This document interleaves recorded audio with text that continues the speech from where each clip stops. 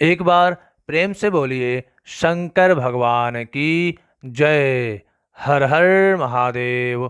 दोस्तों, इस वीडियो में हम आपको मकर राशि वालों के बारे में पूरी जानकारी देंगे कि नवंबर 2022 का महीना मकर राशि वालों के लिए कैसा रहने वाला है।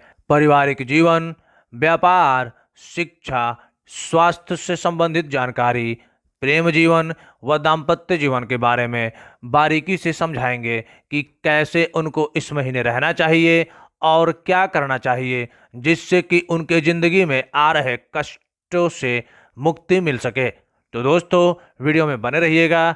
अंत में आपको एक ऐसा बेहतरीन उपाय बताएंगे जिसको यदि आप नियमित रूप से करते हैं तो निश्चित ही आपके जीवन से सारे कष्ट दूर हो जाएंगे।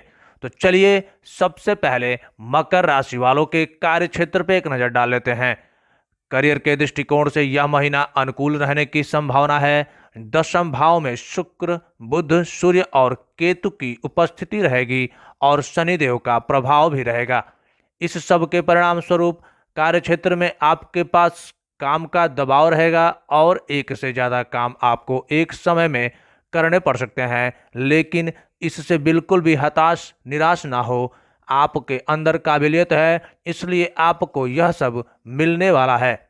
इससे आपकी कार्य कुशलता भी बढ़ेगी और आपको खुद पर भी भरोसा होगा, जिससे आपका मनोबल ऊंचा होगा और यही स्थिति आपको कार्य क्षेत्र में मजबूत स्थिति में लाकर खड़ा कर देगी। 13 नवंबर को वक्री मंगल के पंचम भाव में आने के बाद आपको कार्य क्षेत्र में बदलाव का अवसर भी मिल सकता है।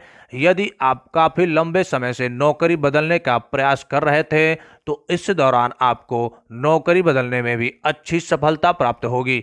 फिर नई नौकरी में भी कुछ चुनौतियों का सामना करना पड़ेगा, फिर भी आप अपनी काबिलियत के दम पर चुनौतियों को पीछे छोड़कर करियर में आगे बढ़ेंगे। शुक्र, बुध और सूर्य के एकादश भाव में चले जाने से आपके वरिष्ठ अधिकारियों से आपके संबंध अच्छे रहेंगे और सरकारी क्षेत्र से भी लाभ मिलने की संभावना बनेगी।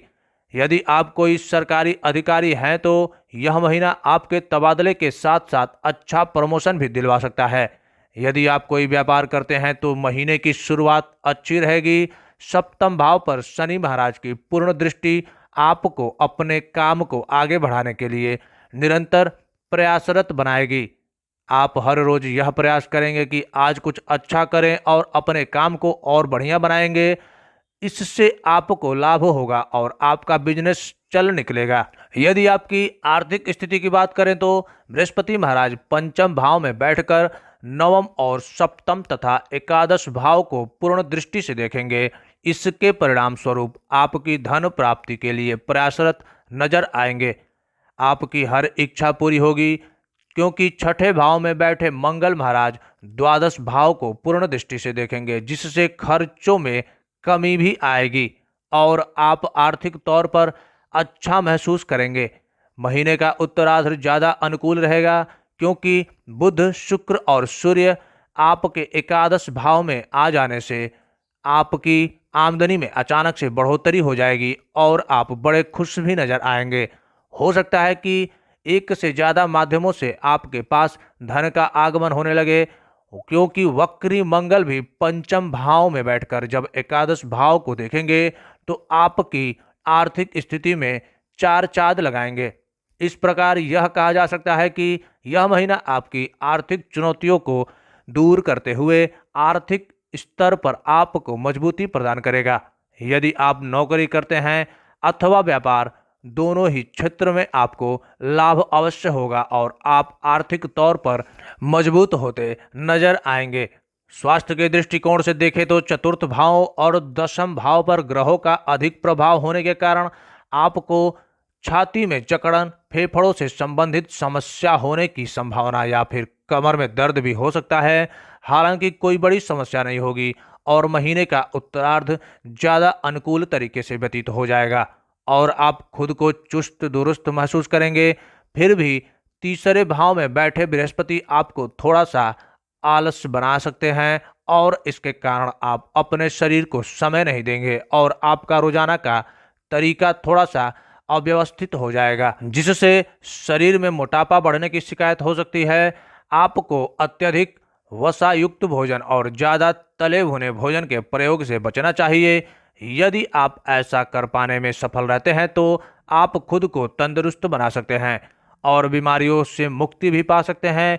यदि किसी कारणवश शारीरिक समस्या परेशान करे तो तुरंत चिकित्सक से संपर्क करें और प्रतिदिन थोड़ी बहुत एक्सरसाइज या फिर सुबह की सैर अवश्य करें, जिससे आपके शरीर बिल्कुल स्वस्थ रहे। बात कर लेते हैं प्रेम व वैवाहिक जीवन के, तो महीने की शुरुआत में प्रेम जीवन के लिए सामान्य रहेगी और आप सामान्य तरीके से अपने प्रेम जीवन को जिएंगे। प्रेम संबंधों में गर्मी रहेगी और एक दूसरे के प्रति प्रेम का भाव रहेगा। 11 तारीख को शुक्र के एकादश भाव में जाकर पंचम भाव को देखने से प्रेम संबंधों में बढ़ोतरी होगी, एक दूसरे से नजदीकियां बढ़ेगी और दूरियों में कमी आएगी। आप एक दूसरे के साथ अच्छा वक्त बिताएंगे और खुशी भरे पलों का भरपूर लुत्फ उठाएंगे। एक दूसरे के साथ घूमने फिरने जाने के भी योग बन सकते हैं। इसके बाद बुध के 13 तारीख को आपके एकादश भाव में आ जाएंगे तो आपके प्रेम जीवन के लिए और भी अच्छा होगा। आपके बीच काफी बातें होंगी और अपने मन की बातें एक दूसरे से साझा करके दिल को हल्का करेंगे। रिश्ते में एक दूसरे पर भरोसा बढ़ेगा। 13 तारीख को वक्री मंगल आपके पंचम भाव में प्रवेश करेंगे। इसके परिणाम स्वरूप आपके रिश्ते में तनातनी बढ़ेगी और आप एक दूसरे पर आरोप प्रत्यारोप शुरू भी कर सकते हैं। इसलिए आपको थोड़ी सी सावधानी रखनी चाहिए और वाद विवाद से दूर रहना चाहिए। काम का दबाव भी रहेगा। सूर्यदेव भी एकादश भाव में आकर पंचम भाव को देखेंगे, जिससे महीने का उत्तरार्ध प्रेम जीवन में तनाव बढ़ा सकता है। यदि विवाहित जातकों की बात करें तो पूरे महीने प्रथम भाव में बैठे शनिदेव की दृष्टि सप्तम भाव पर रहेगी, जिसके परिणाम स्वरूप आप और आपके जीवन साथी के मध्य में एक अनुशासन सा रहेगा। आप दोनों एक दूसरे को महत्व देंगे और एक दूसरे की भावनाओं को समझेंगे। बृहस्पति महाराज भी पंचम दृष्टि से सप्तम भाव को देखते रहेंगे। इसके परिणाम स्वरूप रिश्ते में समर्पण और प्रेम की भावना भी बनी रहेगी। दाम्पत्य जीवन को बनाए रखने के लिए अच्छा प्रयास करेंगे और घर का माहौल भी सकारात्मक हो जाएगा। आपकी संतान के लिए यह समय मिश्रित परिणाम लेकर आएगा। वह अपनी शिक्षा अथवा करियर में अच्छा प्रदर्शन करने में कामयाब रहेंगे, लेकिन मंगल के पंचम भाव में वक्री अवस्था में जाने से उनके स्वास्थ्य में उतार चढ़ाव आ सकते हैं।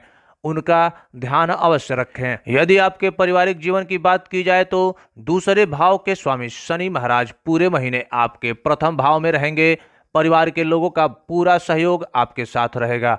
आपके कुटुंब में किसी तरह की समस्या रहने की संभावना दिखाई नहीं देती है और यह महीना आपके पारिवारिक जीवन के लिए अनुकूल रहने वाला है। परिवार के लोग आपस में समरसता रखेंगे और एक दूसरे का सहयोग करेंगे, जिसके परिणाम स्वरूप पारिवारिक स्थिति में सुधार होगा। चौथे भाव में राहु महाराज उपस्थित हैं और उनके ऊपर सूर्य बुध शुक्र का प्रभाव है। इस कारणवश पारिवारिक जीवन में कुछ तनाव बढ़ सकता है और कुछ हलचल रहेगी। एक से ज्यादा लोग आपके घर में आ सकते हैं और घर में अतिथियों की हलचल पहल से थोड़ी सी रौनक रहेगी, जिससे कुछ समय के लिए स्थिति अच्छी बनी रहेगी। महीने के उत्तरार्ध में सूर्य बुध और शुक्र के एकादश भाव में जाने और मंगल के पंचम भाव में आ जाने से पारिवारिक जीवन में थोड़ी शांति आएगी, तनाव में कमी आएगी और आपसी संबंध मधुर होंगे। महीने का पूर्वार्ध पिताजी के स्वास्थ्य के लिए कमजोर रह सकता है, इसलिए उनके स्वास्थ्य का ध्यान रखें। हालांकि उत्तरार्ध में उनके स्वास्थ्य में सुधार देखने को मिलेगा, जिससे आपको राहत अवश्य मिलेगी। आपको शनिवार के दिन महाराज दशरथ कृत शनि स्रोत का पाठ अवश्य करना चाहिए। चींटियों को आटा और पक्षियों को अनाज तथा मछलियों को चारा डालें। शुक्रवार के दिन गौ माता को आटे की लोई खिलाएं। शिवलिंग का जलाभिषेक करें और शिवलिंग पर अक्षत चढ़ाएं। इससे आपके जीवन में आने वाले कष्ट दूर होते चले जाएंगे।